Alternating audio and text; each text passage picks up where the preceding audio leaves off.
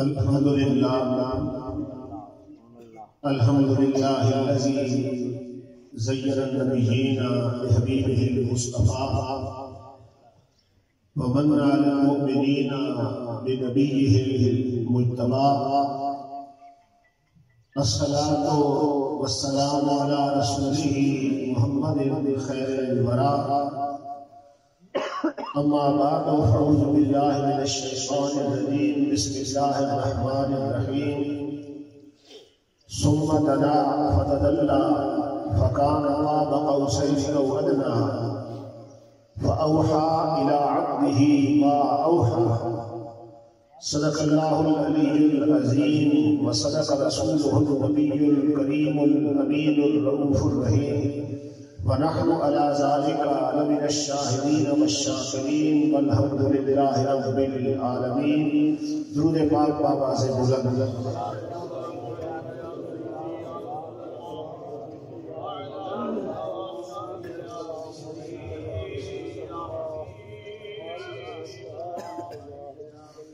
Stage پر تشریف فرما قابل صد احترام علماء ذی احتشام ذی اکرام معزز سامعین، آج کی یہ محفل کہ جس طرح آپ کے علم میں ہے عزیزم احمد شیر، عامر علی، نادر علی، صابر علی اور کامران علی اپنے والد جناب مرحوم مغفور ملک فلک شیخ صاحب کی ایصال ثواب کے لیے منعقدگی ہے.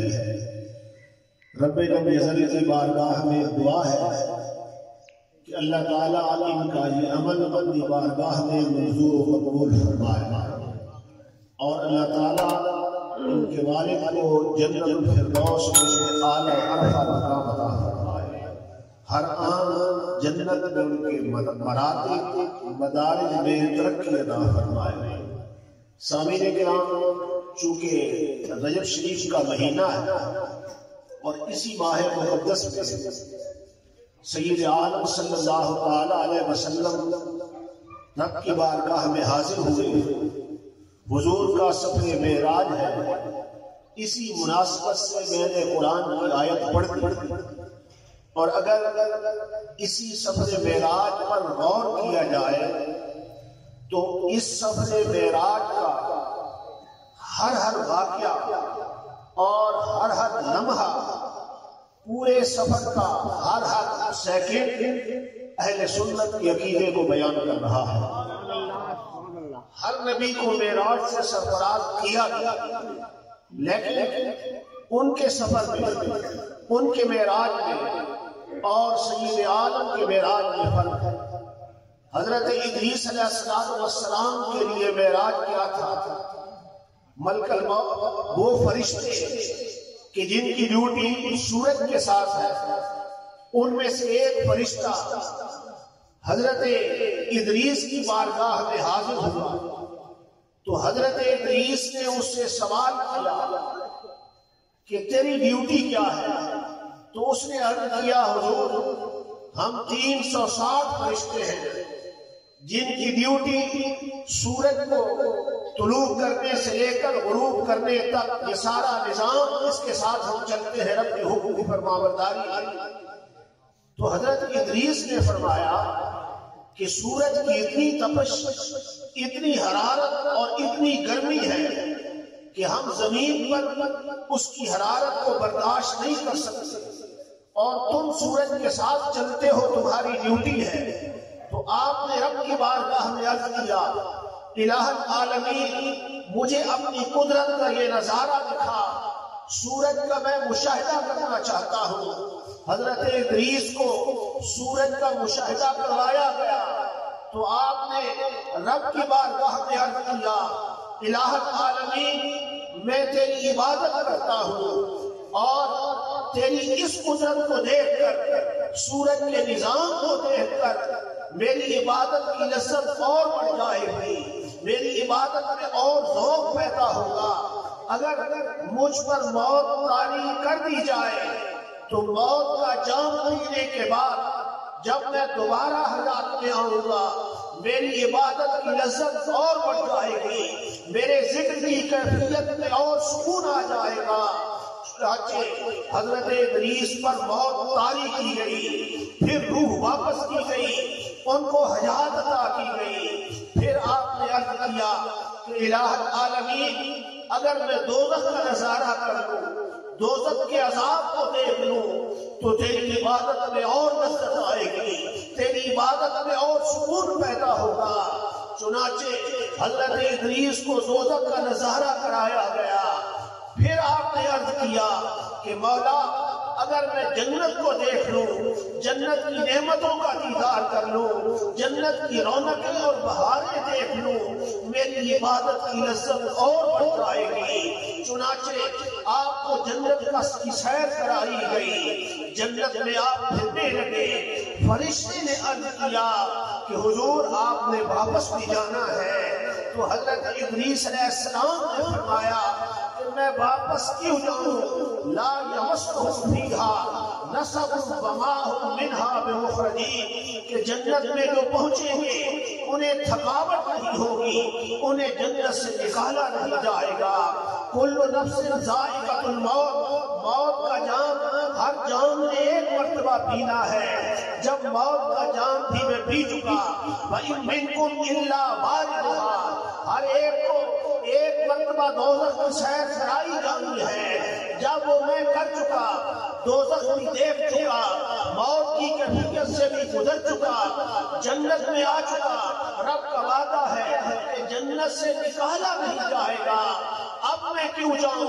تو فرشتوں نے عرض کیا حضور یہ جنت کا داخلہ قیامت کے بعد ہونا ہے، اور سب سے پہلے سید عالم صلی اللہ علیہ وسلم نے جنت میں آنا ہے، سب سے پہلے جنت میں مصطفیٰ کے قدم لگیں گے، پھر کسی اور کو آنے کی اجازت دی جائے گی۔ آپ نے فرمایا تمہارا یہ اصول تو ٹوٹ رہا ہے، کیونکہ سید عالم سے پہلے فرشتے بھی جنت میں موجود ہیں، سید عالم سے پہلے حور و غلمان بھی جنت میں موجود ہیں۔ اگر سب سے پہلے انہوں نے آنا ہے تو پھر فرشتے کیوں موجود ہیں، پھر حوریں کیوں موجود ہیں، پھر غلمان کیوں موجود ہیں؟ اللہ اکبر۔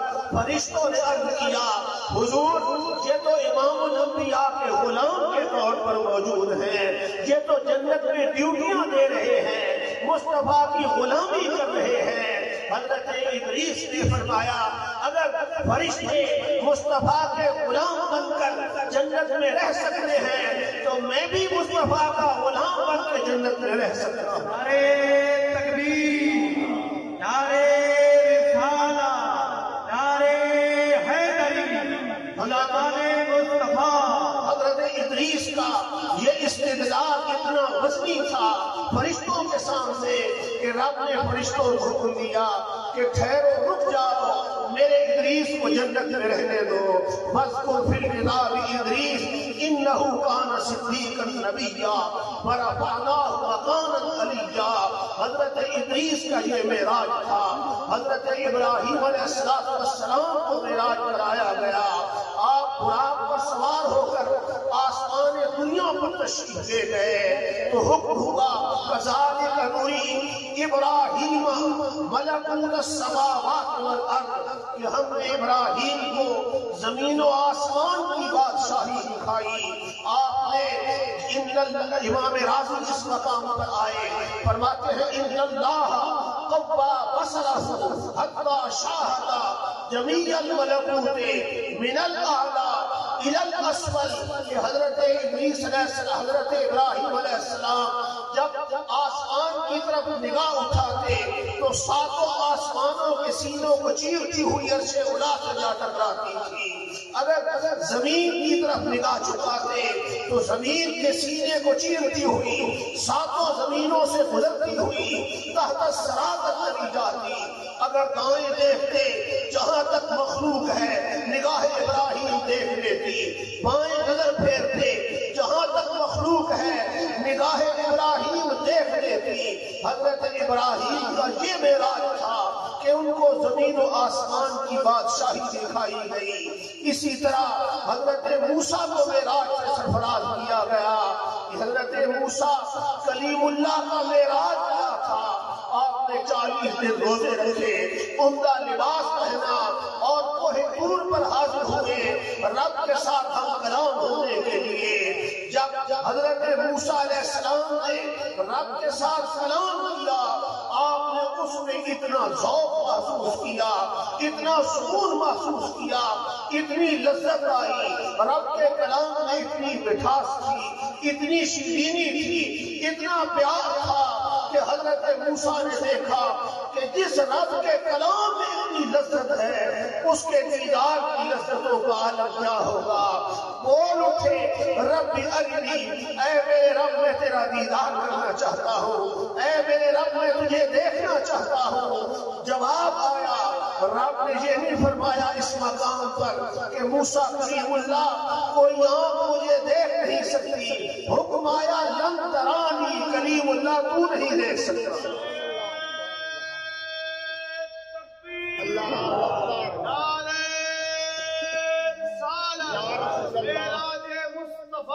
کلیم اللہ تو نہیں دیکھ سکتے۔ حضرت موسیٰ نے اسرار کی حد کر دی، عرض کرتے ہیں مولا تو غفور الرحیم، تو بے نیاز، کوئی صورت پیدا فرما۔ جب اسرار حد سے بڑھا، رب کے لاڈلے تھے، اللہ نے فرمایا کلیم اللہ میری صفات کی تجلی دور پہاڑ پہ آئے گی، اس کا عکس آپ کی طرف آئے گا، اگر برداشت کر گئے تو اپنی بات کرنا۔ پھر حضرت دور کو بادل سے ڈھانپا گیا، 21 میل کے فاصلے تک جس مقام پر حضرت موسیٰ موجود تھے، ہر طرف 21 میل کے فاصلے پر چرند پرند درند تمام چیزوں کو ہٹا دیا گیا، حتیٰ کہ چیونٹیوں تک ہٹا دی گئی، کوئی مخلوق وہاں پہ موجود نہ تھی، ایک رب کا کلیم موجود تھا۔ اور پھر کیا ہوا؟ فَتَجَلَّى رَبُّهُ لِلْجَبَلِ جَعَلَهُ دَكًّا، جب صفاتی تجلی طور پہاڑ پہ پڑی، پہاڑ ریزہ ریزہ ہو گیا۔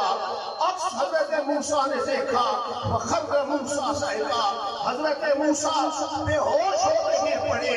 جب ہوش آیا تو رب نے فرمایا ہاں موسیٰ کلیم اللہ اب بات کرو۔ عرض کرتے ہیں سبحانک انی تبت الیک، مولا تو پاک ہے، میں تیری طرف رجوع کرتا ہوں، تیری بارگاہ میں توبہ کرتا ہوں۔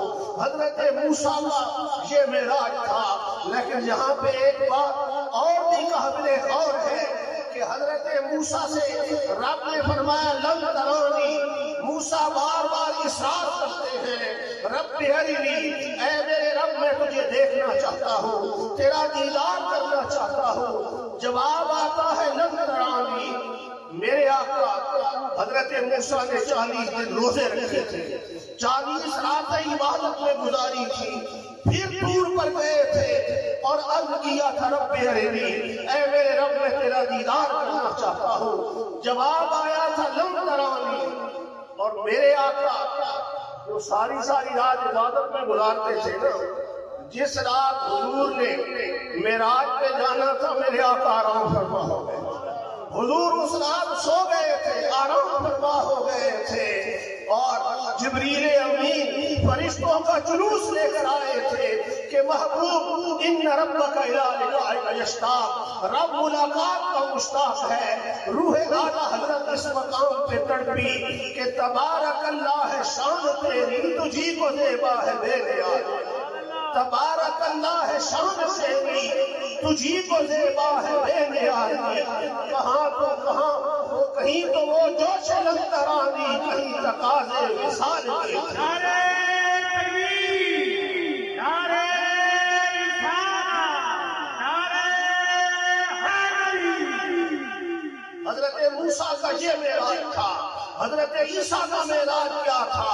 وَرَفَعَهُ اللَّهُ إِلَيْهِ وَمَا قَتَلُوهُ وَمَا صَلَبُوهُ وَلَٰكِنْ شُبِّهَ لَهُمْ، نہ ان کو صلیب پہ چڑھایا گیا نہ ان کو قتل کیا گیا جس طرح عیسائیوں کا عقیدہ ہے، بلکہ برفع اللہ نہیں، اللہ نے حضرت عیسیٰ علیہ السلام کو آسمانوں پر اٹھا لیا۔ حضرت عیسیٰ بھی موجود ہیں۔ ہر نبی کے معراج کی کیفیت مختلف ہے، لیکن جب میرے آقا کی باری آئی، جب کائنات کا دولہا آیا، جب وہ ذات آئی کہ جس کے لیے فضل کائنات سجائی گئی تھی، میرے مصطفیٰ کے معراج کی رات اللہ اکبر جبریل امین کو بھیجا گیا، 70,000 فرشتہ ساتھ لے کر آتا ہے۔ میرے آقا اس سفر کو شروع کرتے ہیں، فرشتوں کی جماعت دائیں بھی ہے، بائیں بھی ہے، آگے بھی ہے، پیچھے بھی ہے۔ میرے آقا نے فرمایا اللہ اکبر جبریل امین سے، جبریل مجھے شرم آ رہی ہے، مجھے حیا آ رہی ہے کہ تم جیسے مقدس فرشتے اتنے مقام والے، کوئی میری سواری کے ساتھ دوڑ رہا ہے، کوئی آگے دوڑ رہا ہے، کوئی پیچھے دوڑ رہا ہے۔ جبریل نے عرض کیا آقا رب نے جو انعام دیا تھا، آج جو عبادتیں کی تھی اس کا انعام آج مل رہا ہے کہ تیری غلامی کا شرف ہمیں عطا کیا جا رہا ہے۔ تو میرے آقا کا یہ سفر معراج شروع ہوا، اور سفر معراج کا جس طرح میں نے ابتدا میں کہہ دیا کہ ہر واقعہ اہل سنت کی عقیدے کی دلیل ہے، اہل سنت کی حقانیت کو بیان کر رہا ہے۔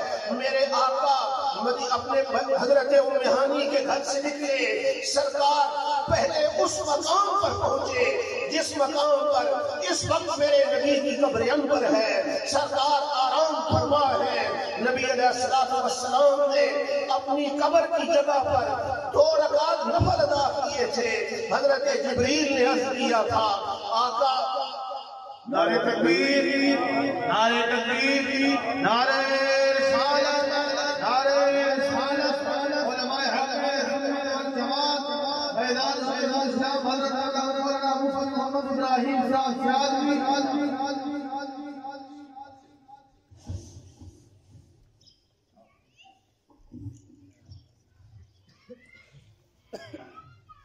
تو سرکار اس مقام پر نفل پڑھ کے جب آگے روانہ ہوئے، سرکار فرماتے ہیں اذا مررت بقبر موسیٰ وهو قائم يصلي في قبره، کہ جب میرا گزر موسیٰ علیہ السلام کی قبر کے پاس سے ہوا، موسیٰ کلیم اللہ اپنی قبر میں کھڑے ہو کے نماز پڑھ رہے تھے۔ اب آپ بتائیے نماز زندہ پڑھتا ہے یا مردہ پڑھتا ہے؟ بولیے، زندہ پڑھتا ہے، اور نماز روح پڑھتی ہے یا جسم پڑھتا ہے؟ روح اور جسم دونوں کا مجموعہ پڑھتا ہے۔ روح اور جسم دونوں اکٹھے ہوتے ہیں تب نماز پڑھی جاتی ہے۔ اور سرکار نے فرمایا اچھا آپ بھی قبروں کے پاس سے گزرتے ہیں، کبھی کسی قبر کے اندر دیکھا ہے کیا ہو رہا ہے؟ بولیے، کسی آنکھ نے کبھی دیکھا ہے کیا ہو رہا ہے؟ نہیں، میرے نبی کو رب نے وہ نظر عطا فرمائی، وہ نگاہ عطا فرمائی کہ سرکار زمین کے نیچے بھی دیکھا کرتے تھے، عرش اولا تک دیکھا کرتے تھے۔ نبی علیہ السلام ایک دن بیٹھے تھے، حضور نے آسمان کی طرف دیکھا، سرکار نے فرمایا آسمان کا ایک دروازہ آج پہلی مرتبہ کھولا گیا ہے، اس سے پہلے نہیں کھولا گیا۔ بیٹھے زمین پر ہیں لیکن فرماتے ہیں یہ دروازہ آج کھولا گیا ہے۔ اور حضور نے فرمایا ایک فرشتہ اس دروازے سے اترا ہے، نازل ہوا ہے، یہ فرشتہ بھی آج نازل ہوا ہے، اس سے پہلے کبھی نازل ہوا۔ فرشتہ ایک نہیں ہے، 2 نہیں ہے، لاکھوں کروڑوں کی تعداد میں فرشتوں کی تعداد ہے۔ ایک فرشتہ حضور پہچانتے ہیں تو نبی علیہ السلام گویا ہر فرشتہ کو پہچانتے ہیں۔ اس لیے سرکار نے فرمایا یہ فرشتہ آج نازل ہوا ہے، پہلی مرتبہ نازل ہوا ہے۔ تو پھر میں کیوں نہ کہوں سر عرش پر ہے تیری نظر، دل فرش پر ہے تیرا گزر۔ سر عرش پر ہے تیری نظر، دل فرش پر ہے تیرا گزر۔ ملکوت و ملک میں کوئی شے نہیں وہ جو تجھ پہ عجا نہیں، معقول کی نگاہ دیکھ رہی ہے۔ نبی کریم صلی اللہ علیہ وسلم نے فرمایا میں نے موسیٰ علیہ السلام کو قبر میں کھڑے ہو کے نماز پڑھتے ہوئے دیکھا۔ اب یہاں پر اس شاخ بھی آئے، وہ کہتے ہیں یہ موقع حضرت موسیٰ کو خبر تو پہنچ چکی تھی کہ سید عالم تشریف لا رہے ہیں، معراج پہ جا رہے ہیں اور میری قبر کے پاس سے گزرنا ہے سرکار۔ تو یہ موقع نماز پڑھنے کا تو نہیں تھا، مصطفیٰ کا استقبال کرنے کا موقع تھا۔ موسیٰ کلیم اللہ نے جہاں پہ نماز شروع کر دی، اس شاخ کہتے ہیں جہاں پہ یصلی نماز والے معنی کے ساتھ نہیں ہے، بلکہ جب موسیٰ کلیم اللہ نے مصطفیٰ کی سواری کو آتے ہوئے دیکھا، حضرت موسیٰ نے کھڑے ہو کر مصطفیٰ کا استقبال کیا اور درودوں کے گجرے نشاور کر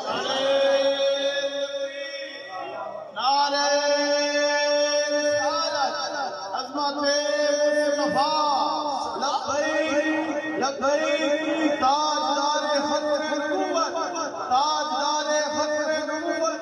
سرکار فرماتے ہیں جب میں بیت المقدس میں پہنچا، حضرت آدم علیہ السلام سے لے کر حضرت عیسیٰ علیہ السلام تک جملہ انبیاء وہاں پر موجود تھے۔ یہ سارے اپنی قبروں سے اٹھ کر امام الانبیاء کی بارگاہ میں حاضری کے لیے بیت المقدس میں پہنچے تھے۔ حضرت موسیٰ کو سرکار نے قبر میں بھی دیکھا تھا، لیکن جب سرکار بیت المقدس پہنچے موسیٰ کلیم اللہ وہاں پر بھی استقبال کرنے والوں کی صف میں موجود تھے۔ سرکار نے وہاں پہ امامت کرائی، 2 رکعت نماز حضور نے پڑھائی اور سرکار کے پیچھے صفیں باندھی گئی۔ کل 7 صفیں تھی، پہلی 3 صفیں رسولوں کی تھی، پچھلی 4 صفیں نبیوں کی تھی۔ پہلی صف میں عین حضرت ابراہیم حضور کے پیچھے حضرت ابراہیم خلیل اللہ کھڑے۔ نعرہ تکبیر کے درمیان رستہ دے دو سالوں۔ نعرہ تکبیر، نعرہ تکبیر، نعرہ رسالت، علماء حق جماعت فیضان حضرت الاسلام حضرت اللہ مفتی محمد ابراہیم صاحب شاہدی، مناظر اسلام حضرت اللہ مفتی محمد رشید صاحب شاہدی، مجاہدین سنت حضرت اللہ ناصرزادہ محمد منیر صاحب شاہدی، لبیک لبیک لبیک تاجدار ختم نبوت تاجدار ختم نبوت تاجدار ختم نبوت سیدی مرشدی سیدی مرشدی غلام ہے غلام ہے غلام ہے غلام ہے غلامی رسول میں غلامی رسول میں جو ہونا اس کے مصطفیٰ جو ہونا اس کے مصطفیٰ جو ہونا اس کے مصطفیٰ سیدی مرشدی۔ تشریف رکھیں، بیٹھ جائیں۔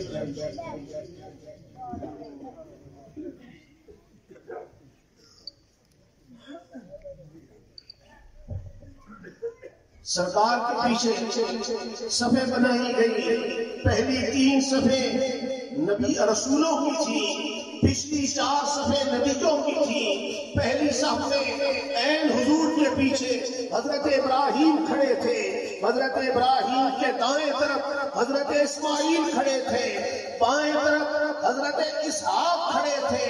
اور اب آپ یہ بتائیں کہ جماعت ہو رہی ہے، انبیاء قبروں سے اٹھ کے آئے ہیں، ماں سوائے عیسیٰ روح اللہ کے، حضرت ادریس کے، سارے نبی قبروں سے اٹھ کر آئے تھے، صفیں باندھ کر نماز پڑھ رہے تھے۔ نماز روح پڑھتی ہے یا جسم پڑھتی ہے؟ روح اور جسم دونوں مل کے پڑھتے ہیں نا۔ روح تو غیر محسوس چیز ہے، جس کو دیکھا نہیں جا سکتا، پرواز کرتی ہے۔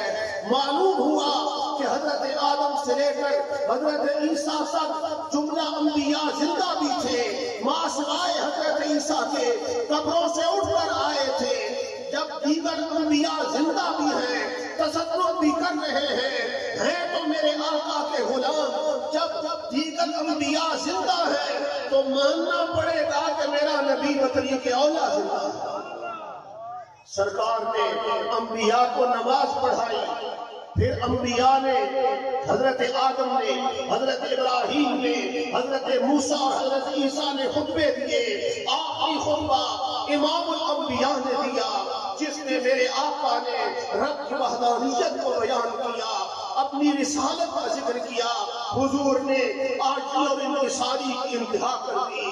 پھر وہاں سے سرکار کا اگلا سفر شروع ہوا، حضور آسمان سے گزرتے چلے گئے، انبیاء سے ملاقاتیں کرتے چلے گئے، بیت المقدس میں بھی انبیاء موجود ہیں، آسمانوں پہ پہنچے، انبیاء پہلے سرکار کے استقبال کے لیے پہنچ گئے۔ سرکار فرماتے ہیں جب میں چھٹے آسمان پہ پہنچا، حضرت موسیٰ میرے انتظار میں کھڑے تھے، خدا کا لاڈلا کلیم انتظار میں تھا۔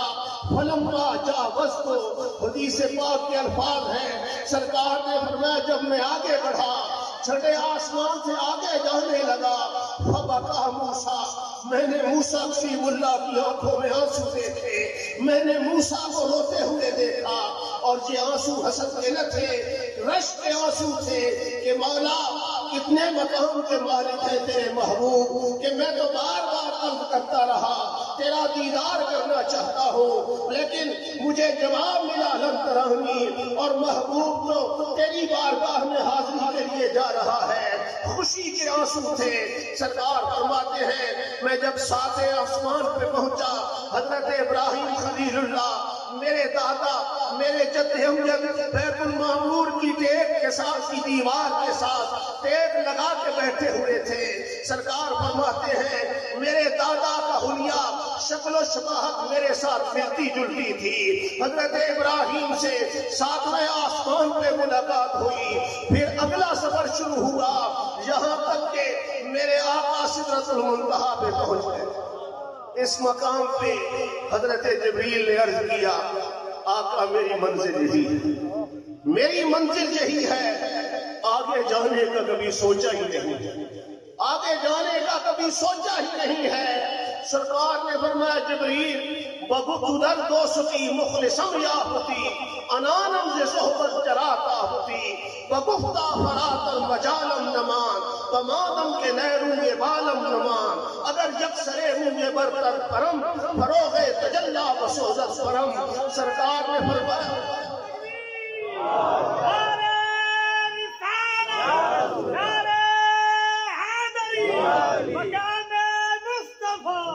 سرکار نے فرمایا جبریل میرے جیسا باوفا، میرے جیسا لجپال تجھے کب ملے گا؟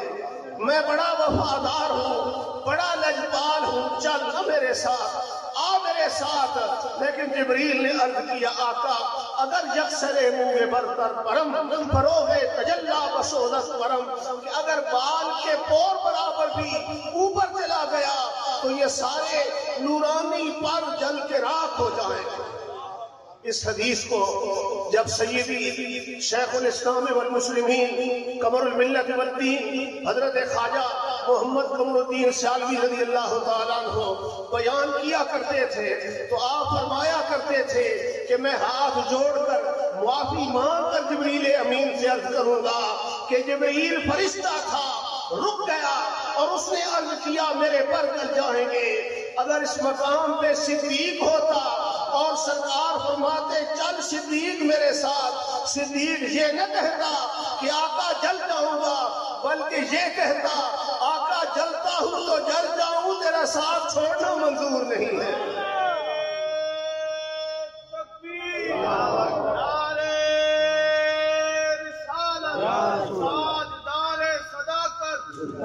یہاں پہ پھر جبریل نے عرض کیا یا رسول اللہ اس مقام پر جو میری منزل ہے، جو میرا ٹھکانہ ہے، 2 رکعت نماز پڑھتے تاکہ مجھے بھی یہ اعزاز مل سکے کہ میرے اس مسکن پر مصطفیٰ نے بھی سجدے کیے ہیں، رب کی بارگاہ میں سجدہ ریز ہوئے ہیں۔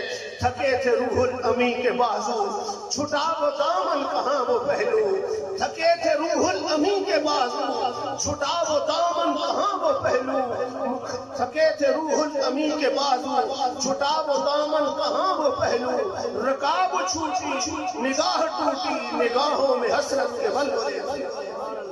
سرکار جب جانے لگے حضور نے فرمایا جبریل حل لک حاجت، کوئی حاجت ہے؟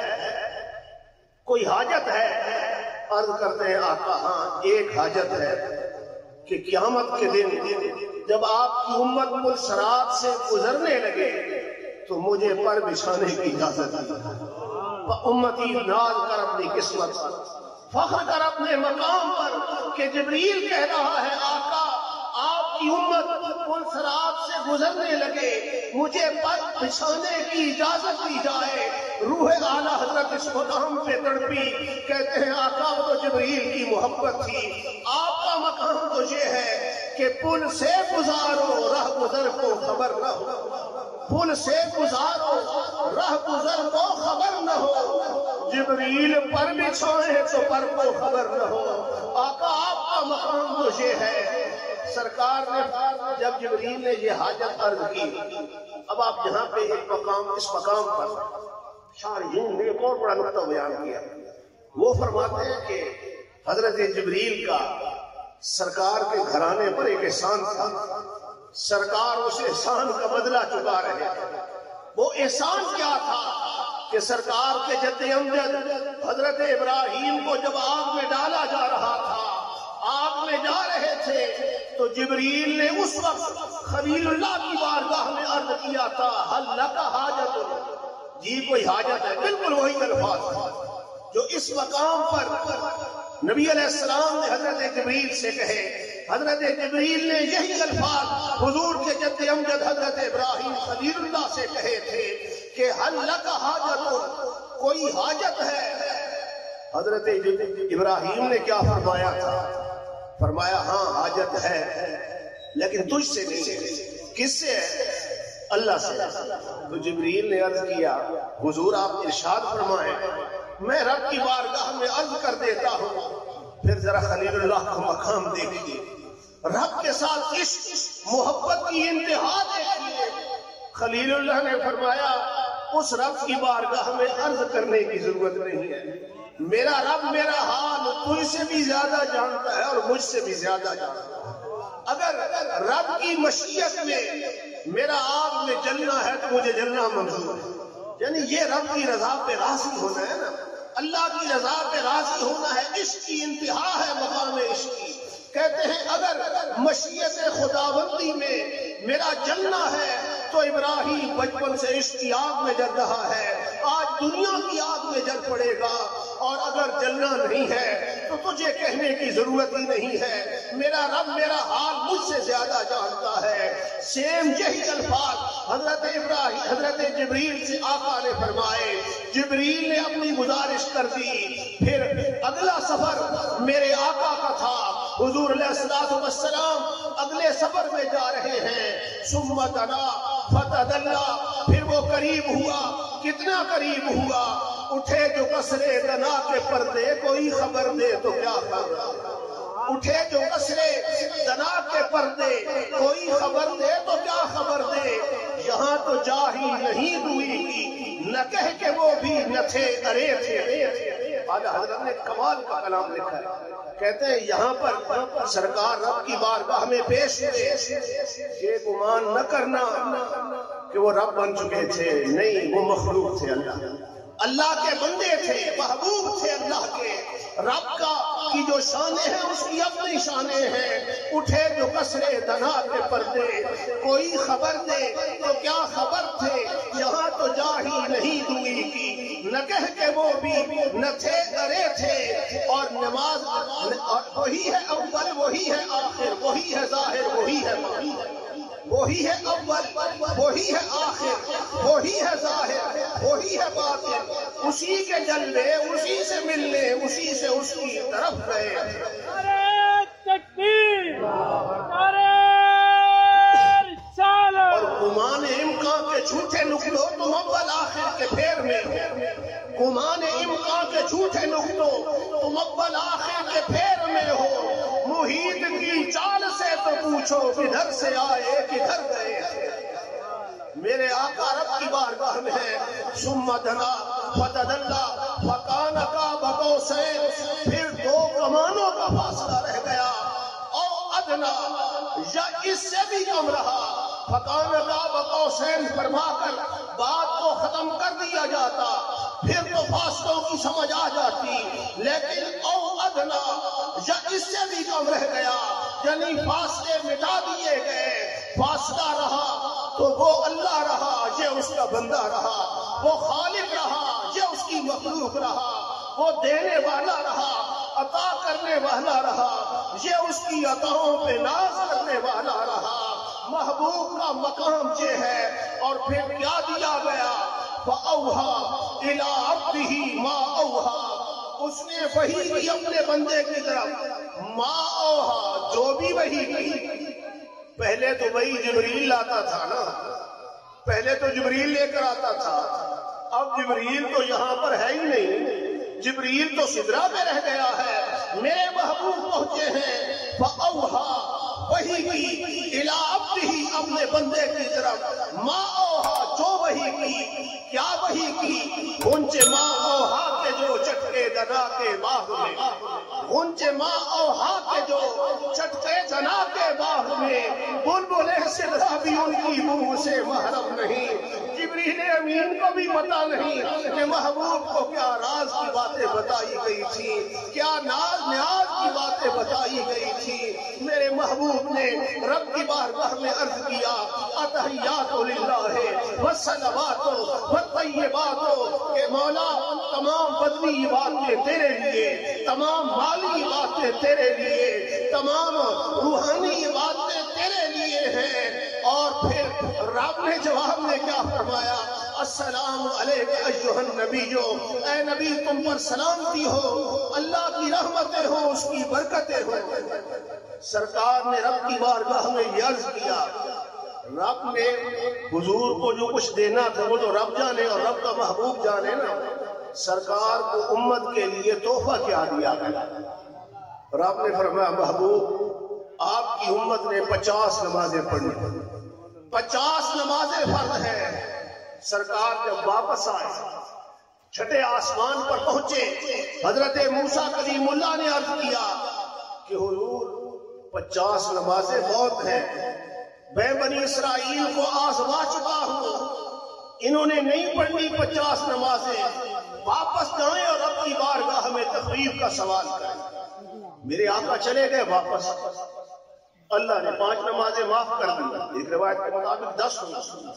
سرکار پھر واپس آئے، موسیٰ کلیم اللہ نے عرض کیا کتنی رہ گئی؟ فرمایا 45، 5 معاف ہو گئی۔ انہوں نے عرض کیا حضور 5 45 بھی آپ کی امت نے نہیں پڑھنی، واپس جائیں رب کی بارگاہ میں تخفیف کا سوال کریں۔ میرے آقا جاتے رہے، حضرت موسیٰ سفارش کرتے رہے، آخر پہ 5 رہ گئی۔ حضرت موسیٰ نے عرض کیا یا رسول اللہ ایک چکر اور لگائیں، ایک مرتبہ پھر جائیں۔ سرکار نے کیا فرمایا؟ حضور نے فرمایا کلیم اللہ اب جاتے ہوئے حیا آتی ہے، شرم آتی ہے کہ جس رب نے 45 معاف کر دی ہیں، 5 کے لیے میں پھر چلا جاؤں۔ اب یہ نہیں فرمایا حضور نے کہ میں نہ گیا تو رب معاف، میں گیا تو رب معاف نہیں کرے گا، یہ نہیں فرمایا۔ حضور نے فرمایا کلیم اللہ اب جاتے ہوئے حیا آتی ہے۔ ویسے آپ کا دل تو ہوگا نا ایک چکر سرکار پھر لگا لیتے ہیں، چھٹی ہو جاتی ہے۔ اب اللہ نے کیا فرمایا؟ نمازیں تو 5 رہ گئی، رب نے کیا فرمایا؟ رب نے فرمایا لا تبدیل لکلمات اللہ، محبوب میرے فیصلے بدلا نہیں کرتے، میرے فیصلے تبدیل نہیں ہوا کرتے۔ آپ کا مقام مرتبہ میرے سامنے ہے، آپ میرے لاڈلے اور پیارے ہیں، آپ کی سفارش پر میں نے 45 معاف کر دی ہیں، فیصلے میرے تبدیل نہیں ہوتے۔ اب آپ کا امتی پڑھے گا 5 نمازیں، ثواب اس کو 50 کا عطا کیا جائے۔ تیری عظمتوں سے ہوں بے خبر، تیری عظمتوں سے ہوں بے خبر، یہ میری نگاہ کا قصور ہے، تیری راہ گزر پہ قدم قدم کہیں کعبہ ہے کہیں دور ہے۔ سرکار کا امتی پڑھے گا 5، ثواب اس کو 50 کا ملے گا۔ اللہ اکبر۔ سرکار سفر معراج سے واپس آئے اور رات کے تھوڑے سے حصے میں یہ سارا سفر ہوا، میں نہیں کہہ رہا، قرآن کہہ رہا ہے، اسرا بعبدہ لیلا، رات کے تھوڑے سے حصے میں انہیں سیر کرائی گئی۔ جب میرے آقا واپس آئے نا، مکے میں سرکار نے بیان کیا، ایک مرتبہ کوہرام مچ گیا، ابو جہل دوڑتا ہوا صدیق اکبر کے پاس گیا، کہنے لگا صدیق اگر کوئی بندہ یہ کہے کہ میں رات کے تھوڑے سے حصے میں مکے سے بیت المقدس گیا ہوں، وہاں سے میں آسمانوں پر گیا ہوں، لا مکان تک گیا ہوں، واپس بھی آیا ہوں، مان جاؤ گے؟ صدیق نے فرمایا نہیں، یہ بات تو نہیں مانی جا سکتی۔ اس نے 2-3 مرتبہ کہا، آپ نے فرمایا نہیں مانی جا سکتی۔ ابو جہل کہنے لگا تیرے دوست نے محمد مصطفیٰ نے یہ دعویٰ کیا ہے کہ میں رات کے تھوڑے سے حصے میں صدیق تڑپے، آپ نے فرمایا اگر وہ کہیں کہ میں 1 سیکنڈ میں آسمانوں تک گیا ہوں واپس آیا ہوں تو پھر بھی میں مان جاؤں گا، پھر بھی مان جاؤں گا۔ اسے صدیق کہتے ہیں۔ جب میرے آقا نے یہ بیان کیا، مشرکین اکٹھے ہو کر حضور کے پاس آ گئے اور اب انہیں سوال کیا کیے، کہنے لگے جی ہم نے آسمان تو دیکھے نہیں، لا مکان تو دیکھا نہیں، لیکن بیت المقدس تو ہم نے دیکھا ہوا ہے، ہمیں یاد ہے بیت المقدس کا ہر دروازہ ہمیں یاد ہے، ہر کھڑکی یاد ہے، ہر روشن دان یاد ہے۔ اب آپ بتائیں بیت المقدس کے دروازے کتنے ہیں، کھڑکیاں کتنی ہیں، روشن دان کتنے ہیں؟ اللہ اکبر۔ میرے نبی سوچ میں پڑ گئے کہ میں کوئی بیت المقدس کے دروازے گننے کے لیے گیا تھا، میں کوئی اس کی کھڑکیوں کو دیکھنے کے لیے گیا تھا، میں کوئی بیت المقدس کی عمارت کو دیکھنے کے لیے گیا تھا۔ جب انہوں نے یہ سوال کیا، اس مقام پر محدثین آتے ہیں کہ ان کے سوال پر پردے ہٹا دیے گئے، حجابات ہٹ گئے۔ میرے آقا بیٹھے تھے مکے میں، بیت المقدس مصطفیٰ کی نگاہوں کے سامنے تھا اور مصطفیٰ ایک دروازے کو اور کھڑکی کو بیان کرتے چلے جا رہے ہیں۔ اور بادشاہ کو اس طرف گئے، وہ کہتے ہیں جب انہوں نے سوال کیا، اللہ نے فرشتوں کو حکم دیا کہ اٹھاؤ بیت المقدس کو اپنی جگہ سے اور کعبۃ اللہ کے سامنے محبوب کی نگاہوں کے سامنے رکھ دو بیت المقدس کو، تاکہ مصطفیٰ دیکھتا جائے، مشرکین کے سوالوں کے جواب دیتے جائے۔ تو یہ ہے میرے آقا کی عظمت۔ حضور کا سفر معراج جو ہے امت کے لیے درس ہے کہ مصطفیٰ تیرے لیے 50 نمازوں کا تحفہ لے آئے، ان کی سفارش پر موسیٰ کلیم اللہ کے وسیلے سے 5 رہ گئی، امتی کم از کم 5 تو پڑھ لیا، 5 تو پڑھ لیا کر مصطفیٰ نے اتنا احسان کیا، اتنا کرم کیا کہ 45 معاف کروا دی، اور تو 5 پڑھنے کے لیے تیار نہیں ہے۔ اللہ تعالیٰ کی بارگاہ میں دعا ہے اللہ تعالیٰ ہمیں یہ نمازیں پڑھنے کی توفیق عطا فرمائے۔ اللہ تعالیٰ جناب بھائی فلک شیخ صاحب کو جنت الفردوس میں اعلیٰ و عرفہ مقام عطا فرمائے، اور ان کے بیٹوں نے ان کے ساتھ ان کے وصال کے بعد یہ جو اتنا اہتمام کیا ہے، ان کے ساتھ نیکی کی ہے، اللہ تعالیٰ اس کو اپنی بارگاہ میں شرف قبولیت نصیب فرمائے۔ اور ان کے بیٹے بھی ماشاءاللہ سرکار، میں تو کہتا ہوں یہ حضور کے میلاد کا کرم ہے کہ سرکار کے میلاد کی محفلوں پر وہ بھی حاضری دیا کرتے تھے، اور ان کے بچے بھی سارے سرکار کے میلاد کی محفلوں میں ہوتے ہیں، ذکر کی محفلوں میں ہوتے ہیں۔ خصوصی کرم ہے ان پر، امام الانبیاء کی نگاہ ہے۔ اللہ تعالیٰ ہمیں اسی عقیدہ حق پہ قائم رکھے، اسی عقیدہ حق پہ موت آئے۔ اللہ تعالیٰ ان بھائیوں کو آپس میں اتحاد اتفاق میں رکھے۔ وما علینا الا البلاغ المبین۔